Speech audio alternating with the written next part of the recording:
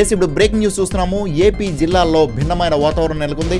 ఒకవైపు ఎండలు, మరోవైపు వానలు దంచుకొడుతున్నాయి. కోస్తా, సీమ జిల్లాల్లో భారీ వర్షాలు కురుస్తున్నాయి.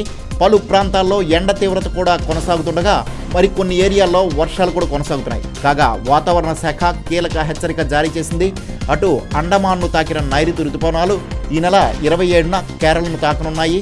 జూన్ 10 నుండి తెలుగు రాష్ట్రాల్లోకి ప్రవేశించే అవకాశం ఉందని వాతావరణ శాఖ తెలిపింది. ఏపీలోని పలు జిల్లాల్లో రానున్న 24 రోజుల పాటు వర్షాలు కురిసే అవకాశం ఉందని విశాఖ వాతావరణ కేంద్రం తెలిపింది. కోస్తా జిల్లాల్లో ఎండలతో పాటుగా వర్షాలు కురుస్తున్నాయి. అనేక జిల్లాల్లో ఈదురుగాలులతో పాటు వర్షాలు రావడంతో చెట్లు, విద్యుత్ స్తంభాలు నేలకొరిగాయి. ఉమ్మడి అనంతపురం జిల్లాలో భారీ వర్షాలకు పంటలు నీట మునిగాయి. ఎగువ ప్రాంతాల నుండి వాగు ఉధృతి పెరగడంతో ఒక్కసారిగా ఇళ్లలోకి నీరు చేరింది. కుక్కలపల్లి మండలం ప్రజాశక్తి నగర్, రాప్తాడు మండలం కందుకూరు సమీపంలోని ఉన్న సిపిఐ కాలనీలోకి నీరు పెద్ద ఎత్తున వచ్చి చేరింది.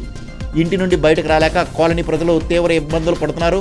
వేసుకునే దుస్తుల నుండి తినే ధాన్యం వరకు తడిసిపోయని తీవ్ర ఆవేదన వ్యక్తం చేస్తున్నారు. అయితే నీటి ఉధృతి అధికమవుతుండటంతో ఇళ్లలో ఎవరూ ఉండకూడదని హెచ్చరికలు జారీ చేశారు. నీటి ప్రవాహం తగ్గించేందుకు చర్యలు చేపట్టారు.